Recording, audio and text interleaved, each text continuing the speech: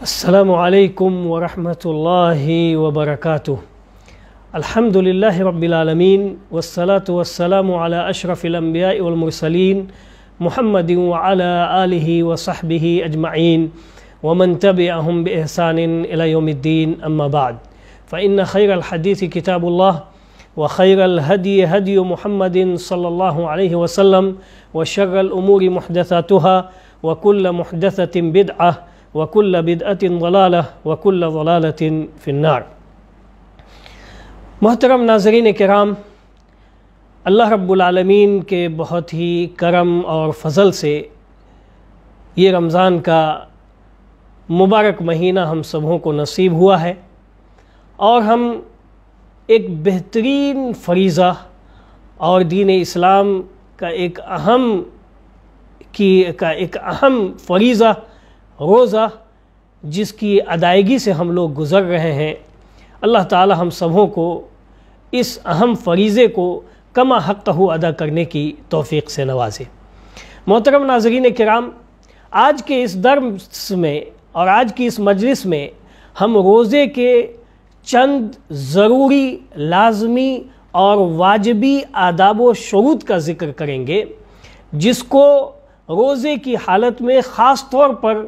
ملحوظ خاطر رکھنا نہایت ضروری ہے۔ اور اگر ہم ان چیزوں کو ملحوظ خاطر رکھتے ہیں اور روزے کو ان آداب اور شروط کے ساتھ ادا کرتے ہیں تو یقین جانیے روزے کے تعلق سے جو اللہ رب العالمین کا وعدہ ہے کہ الصوم لی وانا اجزی بہ، کہ روزہ میرے لیے ہے اور میں ہی اس کا بدلہ دوں گا، تو یقین جانیے اللہ رب العالمین ہمیں وہ اجر اور ثواب اور بلا حساب و کتاب والے اجر و ثواب سے انشاءاللہ ضرور نوازے گا۔ تو آئیے ہم سنتے ہیں کہ وہ آداب اور وہ شروط جو کہ واجبی اور لازمی طور پر ہمیں اختیار کرنے ہیں وہ کون سے ہیں۔ سب سے پہلی چیز تو ہم یہ جان لیں کہ اللہ رب العالمین نے جن احکام و فرامین کو فریضے کی شکل میں نازل کیا ہے، ہمیں اسے پورے طور پر ادا کرنا ہوگا، تمام فرائض اور واجبات کو بجا لانا ہے۔ اس میں سے ایک اہم فریضہ وہ ہے نماز، وہ ہے صلاح۔ نماز یہ شہادتین کے بعد دین اسلام کے اندر اسی کا دوسرا درجہ ہے۔ شہادتین کے بعد جو چیز ہمیں مسلمان بناتی ہے اور جس کے ذریعے سے اسلامی تشخص ہوتا ہے اور ہماری اسلامی شناخت ہوتی ہے، وہ ہے نماز۔ اگر ہماری زندگی کے اندر نماز نہیں ہے تو یہ سمجھ لیجئے کہ ہمارے مسلمان ہونے کا کوئی معنی اور مطلب نہیں رہ جاتا ہے۔ اس لیے اللہ کے رسول صلی اللہ علیہ وسلم کی اس سلسلے میں بڑی واضح اور صریح حدیث موجود ہے نماز کے تعلق سے۔ چنانچہ مسند احمد، ابو داؤد، نسائی اور ابن ماجہ کی صحیح روایت ہے کہ اللہ کے رسول صلی اللہ علیہ وسلم نے فرمایا العہد الذی بیننا وبینہم الصلاۃ فمن ترکہا فقد کفر، کہ وہ عہد، وہ فرق، وہ عہد جو مسلمان کے درمیان اور ایک غیر مسلمان کے درمیان، یعنی ہمارے درمیان اور کافروں کے درمیان جو عہد ہے ہمارے درمیان، وہ ہے نماز کا۔ نماز ہی حد فاصل ہے، یہ چیز ہمارے مسلمان میں اور کافر میں فرق کرنے والی ہے، یہ نماز ہے۔ فمن ترکہا فقد کفر، جس نے نماز کو چھوڑا گویا کہ اس نے کفر کیا، گویا کہ اس نے کفر کیا، گویا وہ کفر کافر ہو جاتا ہے۔ اور دوسری روایت ہے جو کہ مسلم کی روایت ہے بین الرجل و بین الکفر والشرک ترک الصلاۃ، ایک آدمی میں اور کفر اور شرک کے درمیان جو فرق ہے وہ ہے نماز کا ترک کر دینا۔ تو نماز اگر کوئی شخص چھوڑتا ہے تو سمجھ لیجئے کہ وہ اسلام میں ہی نہیں رہتا۔ اور علماء کا ایک بڑا طبقہ ہے جو یہ کہتا ہے کہ نماز کو چھوڑنے والا چاہے جس حالت میں بھی وہ چھوڑتا ہو، جس طریقے پر بھی چھوڑتا ہو، وہ کافر ہو جاتا ہے، دائرہ اسلام سے خارج ہوتا ہے۔ اور اس قول میں بڑی قوت اور طاقت ہے اور اس کے پاس بڑے اہم دلائل ہیں۔ اس لیے میرے بھائیوں، نماز کو عام حالت میں چھوڑنا تو کفر ہے، لیکن روزے کی حالت میں، خاص طور پہ جس وقت کہ ہم روزے سے ہوں اور اس وقت کوئی نماز چھوڑ دے تو اس روزہ رکھنے کا کوئی فائدہ ہی نہیں ہوگا۔ اس لیے کہ روزہ یہ چوتھے نمبر کا فریضہ آتا ہے، شہادتین، اقامت الصلاۃ، ایتاء الزکاۃ و صوم رمضان، اور اس کے بعد چوتھے نمبر پہ صوم رمضان ہے۔ ایک آدمی روزہ رکھے، ایک فریضے کو ادا کرے، اور اس سے جو بڑا اور اہم فریضہ ہے نماز اس کو چھوڑ دے، تو پھر کوئی مطلب ہی نہیں رہ جاتا، کوئی معنی ہی نہیں رہ جاتا ہے کہ ایک انسان روزہ رکھے اور ایسا روزہ رکھے جس کے اندر نماز نہ ہو۔ اس لیے نماز یہ لازمی اور واجبی شرط میں سے ہے کہ روزہ ہم رکھ رہے ہیں تو ہمیں نماز پڑھنا ہے، اور یہ تو عام حالت میں ہمیں پڑھنا ہے، ہر زمانے میں ہر وقت پڑھنا ہے جو اللہ تعالیٰ نے متعین کیا ہے، لیکن روزے کی حالت میں تو اسے چھوڑ دینے کا مطلب یہ ہے کہ روزہ کا ہی کوئی معنی اور مطلب نہیں رہ جاتا ہے۔ تو یہ بہت لازمی اور واجبی شرط ہے۔ اسی طرح سے اللہ تعالیٰ نے جن چیزوں کو حرام قرار دیا ہے اس سے کلی طور پر ہم پرہیز کریں، کلی طور پر ہم بچیں اور اپنے آپ کو بچا کر کے رکھیں۔ خاص طور پر روزے کی حالت میں حرام کردہ چیزیں، شریعت کی منہیات اور حرام شدہ چیزیں یہ تو عام حالت میں حرام ہے، لیکن خاص طور پر روزے کی حالت میں اس کی حرمت شدید ہو جاتی ہے اور اس سے بچنا نہایت ضروری ہو جاتا ہے، تاکہ یہ اہم عبادت جو روزہ ہم ادا کر رہے ہیں، اس کی انجام دہی سے ہم گزر رہے ہیں، وہ کما حقہ ادا کیا جا سکے۔ میرے بھائیوں، محترم بزرگوں، اس میں سے ایک چیز ہے جھوٹ بولنا، جھوٹ۔ اور سب سے بڑا جھوٹ یہ ہوتا ہے کہ کوئی شریعت اور دین اسلام میں ایسی بات بولے، ایسی بات کرے، ایسا مسئلہ بیان کرے جس کا قرآن اور حدیث سے کوئی ثبوت نہ ہو۔ یہ جھوٹ میں سب سے بڑا جھوٹ ہے۔ اس لیے غیر اہل علم کو چاہیے کہ وہ شریعت کے مسئلے میں کوئی بھی گفتگو کرنے سے کلی طور پر پرہیز کرے اور مسئلے کو اہل علم کی طرف پھینک دے، تاکہ وہ اس کو کما حقہ بیان کریں۔ تو اللہ تعالیٰ قرآن میں کہتا ہے فمن اظلم ممن کذب علی اللہ، اس شخص سے بڑا ظالم کون ہوگا جو اللہ کے اوپر جھوٹ گڑھ رہا ہو۔ اور نبی صلی اللہ علیہ وسلم نے فرمایا من کذب علی متعمدا فلیتبوأ مقعدہ من النار، جو میرے اوپر جھوٹ گڑھتا ہے وہ چاہیے کہ وہ اپنا ٹھکانہ جہنم بنا لے۔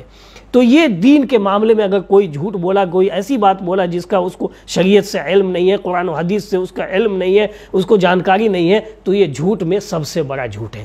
روزے کی حالت میں عام جھوٹ، زبان سے کوئی گفتگو کرے اور اس کے اندر جھوٹ بولے، اللہ کے رسول صلی اللہ علیہ وسلم کی اس سلسلے میں صاف اور صریح حدیث ہے، من لم يدع قول الزور والعمل به فليس لله حاجة ان يدع طعامه وشرابه، کہ جس نے روزے کی حالت میں جھوٹ بولنے کو، قول الزور کو، جھوٹ کو اور اس کے اوپر عمل کرنے کو نہیں چھوڑا، تو اللہ تعالیٰ کو اس کے کھانے پینے کی چھوڑنے کی کوئی ضرورت نہیں ہے کہ وہ بھوکا اور پیاسا رہے۔ اللہ رب العالمین کو اس کی کوئی ضرورت نہیں ہے۔ اس لیے روزے کی حالت میں میرے بھائیوں یہ جھوٹ بولنا گفتگو کے درمیان یا کسی اور معاملے کے اندر جھوٹ گڑھنا اور جھوٹ بولنا یہ صریح حرام ہے، اور روزے کے لازمی اور واجبی شروط اور آداب میں سے ہے کہ ہم اس سے بچیں۔ اور اللہ کے رسول صلی اللہ علیہ وسلم کی متفق علیہ حدیث بخاری اور مسلم کی کہ ایاک والکذب، جھوٹ سے بچو، فإن الکذب یہدی الی الفجور، اس لیے کہ جھوٹ جو ہے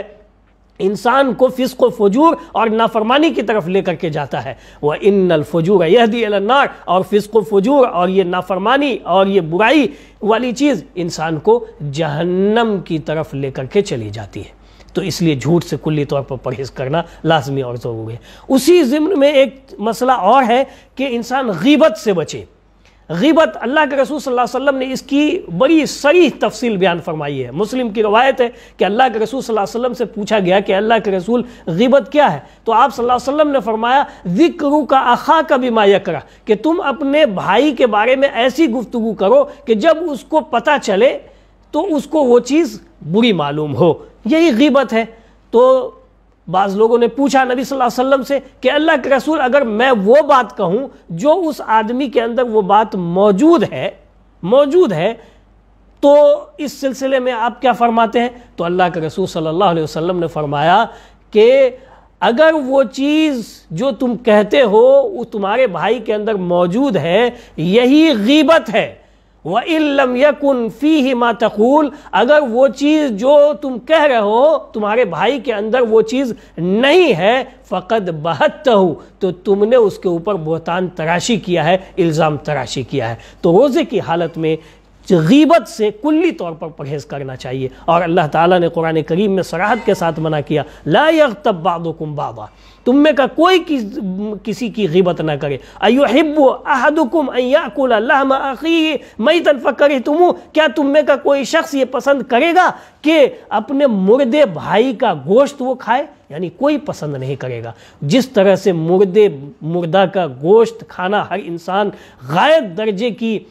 ناپسندیدگی اختیار کرتا ہے، تو اسی طرح سے غیبت سے بھی وہ اپنے آپ کو بچائے اور غائب درجے کی ناپسندیدہ چیز سمجھے اور اس سے اپنے آپ کو خاص طور پر روزے کی حالت میں بچائے۔ اسی طرح سے ایک چیز اور ہے محترم ناظرین کرام، وہ ہے چغلی کرنا، چغل خوری کرنا۔ یہ ہے حدیث کے اندر صراحت کے ساتھ اس کی ممانعت آئی ہے۔ پیارے نبی محمد رسول اللہ صلی اللہ علیہ وسلم نے فرمایا، لا يدخل الجنت قطات نمام، جنت کے اندر یہ چغل خور نہیں جائے گا۔ یہ مسلم کی روایت ہے، اور بخاری کی روایت کے اندر موجود ہے کہ جس دو شخص کو قبر کا عذاب ہو رہا تھا اس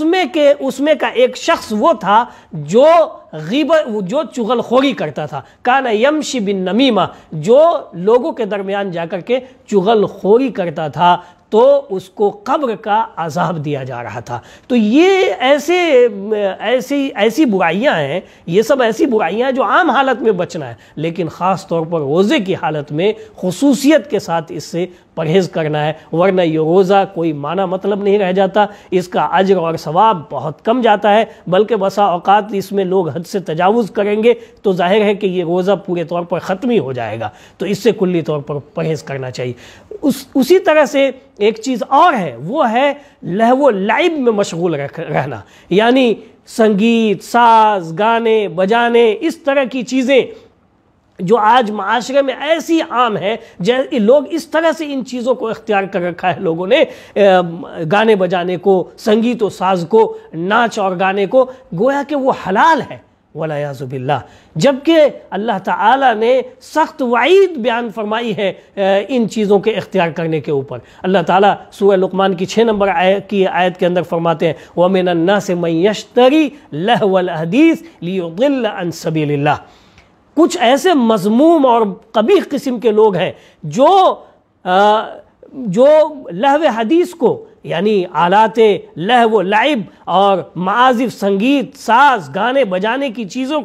کو خریدتے ہیں اور اس کے اندر رغبت رکھتے ہیں تاکہ وہ لوگوں کو اللہ کے راستے سے دور کرے، تو اللہ تعالیٰ فرماتے ہیں کہ ایسے لوگ اولئک لہم عذاب مہین، ایسے لوگوں کے لیے دردناک عذاب ہے، ایسے لوگوں کے لیے دردناک عذاب ہے۔ اور میرے بھائیوں، یہ وہی فحش چیزیں ہیں، یہ وہی منکرات ہیں جس کی وجہ سے اللہ رب العالمین دنیا کے اندر عذاب کو نازل فرماتا ہے۔ اس لیے ان چیزوں سے خاص طور پر روزے کی حالت میں کلی طور پر اپنے آپ کو بچانا چاہیے، اور عام حالت میں بھی اپنے آپ کو بچا کر کے رکھنا چاہیے۔ اگر ہم روزے کی حالت میں اس کو، ان لازمی اور واجبی آداب و شروط کو اپناتے ہیں تو انشاءاللہ ہمارا روزہ مکمل روزہ ہوگا، باکمال روزہ ہوگا، اور ہم اس کا حق ادا کرنے والے میں سے ہوں گے۔ اللہ تعالی ہم سبوں کو اس کی توفیق سے نوازے اور اس طرح کے منہیات اور منکرات سے ہم سبوں کو محفوظ اور مامون رکھے۔ آمین۔ وآخر دعوانا ان الحمد للہ رب العالمین، والسلام علیکم ورحمۃ اللہ وبرکاتہ۔